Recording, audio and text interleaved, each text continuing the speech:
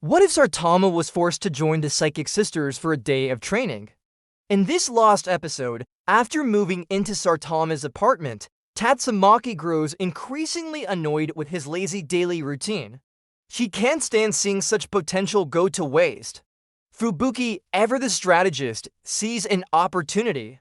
She believes that if Saitama could learn just a little bit of psychic discipline, it would dramatically improve his teamwork with other heroes, especially her Blizzard bunch. So, with a shared goal in mind, the two powerful sisters decide to ambush Saitama and force him into a full day of intense Esper training. They have a detailed schedule, a lot of determination, and absolutely no idea what they're getting themselves into. How will the strongest hero handle the strongest Espers? The chaos is about to begin. The morning starts like any other for Saitama. He shuffles to his front door, ready to check for sales flyers, but instead, he's greeted by an unexpected sight. Tatsumaki is floating mid-air, arms crossed, with a signature scowl on her face. Beside her, Fubuki stands tall, holding a clipboard with a meticulously planned training schedule. Before Saitama can even process the scene, Tatsumaki declares, "Baldy, you're training with us today. No excuses." Saitama's reaction is immediate and predictable. He just mutters, "Yeah, no thanks," and tries to slam the door shut. But it stops dead, held in place by an invisible force. Fubuki's hand is outstretched, her eyes glowing faintly as she uses her psychokinesis. The door won't budge. Saitama is trapped. The sisters have him right where they want him. Against his will, Saitama finds himself dragged outside to an open training field. He's still in his pajamas, complaining that he hasn't even had breakfast yet. Tatsumaki ignores his protests completely. "First, we assess your mental stability," she announces, and with a flick of her wrist, she lifts Saitama high into the air. He just dangles there, looking bored. "Hey, can I get some toast?" he asks, unfazed. Annoyed by his lack of reaction, Tatsumaki decides to ramp things up. "Fine, let's activate your psychic senses." She starts spinning him around and around in the sky like a top. The world becomes a blur for Saitama, but instead of awakening some latent psychic potential, he just gets dizzy. Okay, I'm getting nauseous," he groans, wishing he was back in bed. After the dizzying aerial display, Fubuki takes over, opting for a more traditional approach. "Alright, Saitama-san," she says calmly, "psychic power begins with control over your own body and mind.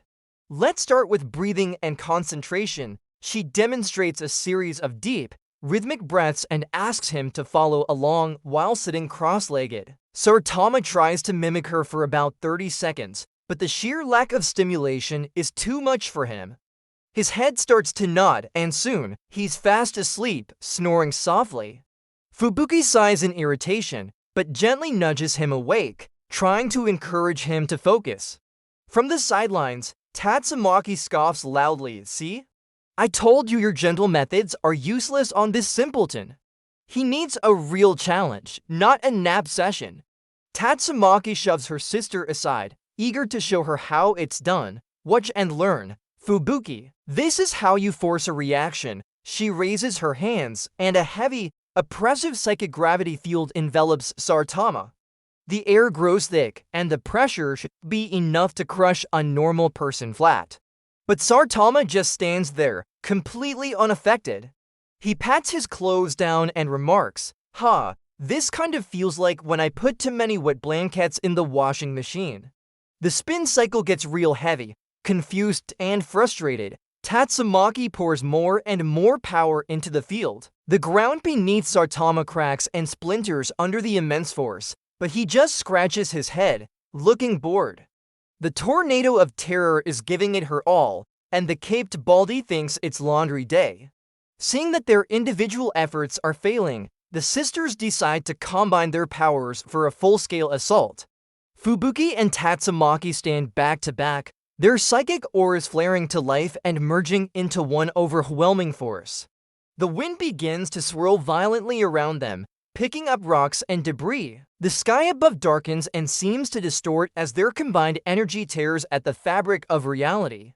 It's a terrifying display of psychic might that would send any S-class hero running for cover.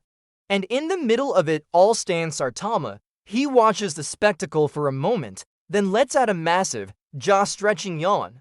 He's completely unimpressed. Exasperated, Tatsumaki yells, "How are you doing that? How can you resist this much psychic pressure?" Saitama just shrugs. "I don't know, I guess I'm just built different." Fubuki, ever the strategist, decides to switch tactics from brute force to mental warfare. "If we can't break his body, let's test his mind," she says, her eyes glowing. She casts a series of powerful illusions, trying to find a weakness in Saitama's psyche. The world around him shimmers and transforms. He's suddenly surrounded by dozens of mirrored copies of himself, all staring blankly. Then the scene shifts to grotesque monsters lunging at him from the shadows. Disasters unfold, skyscrapers topple, meteors fall. Finally, hypnotic, swirling patterns fill his vision, designed to disorient and control his mind. But none of it works. Saitama doesn't even flinch. He just keeps walking in a straight line, right through every illusion, because, in his mind, none of it is real and, more importantly, none of it is interesting. He simply doesn't care enough for the illusions to take hold.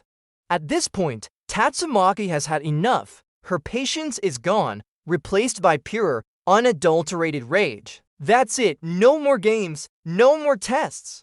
She screams, unleashing her full power. A massive psychic storm erupts across the entire training field. It's a cataclysmic event. Trees are bent sideways, giant boulders are ripped from the ground and sent spinning through the air, and the ground itself shakes violently. It's the kind of power that can level a city. The storm rages, a swirling vortex of green energy with Saitama at its calm center. He looks at the chaos around him, then at the furious Esper, and sighs. He takes a single step forward and lightly taps the edge of the swirling psychic maelstrom with his finger. Instantly, the entire storm collapses into nothingness. The wind stops. The rocks fall, silence, both sisters just stare, their mouths wide open in utter shock. Just as the sisters are trying to comprehend what just happened, a new threat appears. Attracted by the immense psychic energy they unleashed, a massive, grotesque monster erupts from the ground nearby.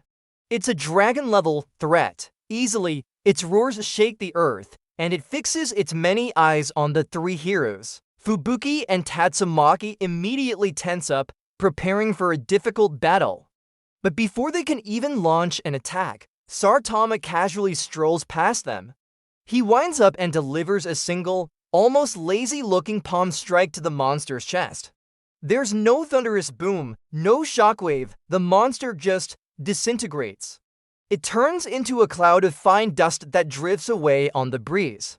Fubuki whispers in awe, his reaction speed.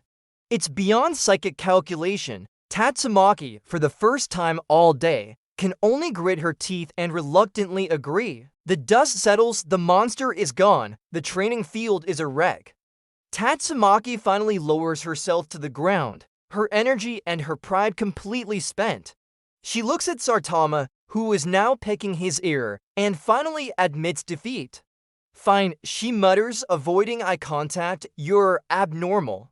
You can't be trained using normal psychic methods." It's the closest she ever got to giving him a compliment. Fubuki, ever the optimist, sees this not as a failure, but as a new puzzle to solve. She starts scribbling notes on her clipboard. "This just means we need a new approach," she proposes. "We need to adapt Esper techniques to fit his unique abilities, not the other way around." Saitama, however, has tuned them both out. He pats his stomach and says, "That's great, can we get some lunch now? I'm starving," and so the chaotic training day comes to an end. Back in the apartment, Saitama is exactly where he wants to be, crashed on the couch, fast asleep. The piece is a stark contrast to the destruction they left behind on the training field, but the sisters aren't resting. Tatsumaki floats silently near the couch, her eyes narrowed as she analyzes Saitama's seemingly dormant aura, trying to understand the impossible power hidden within his simple form.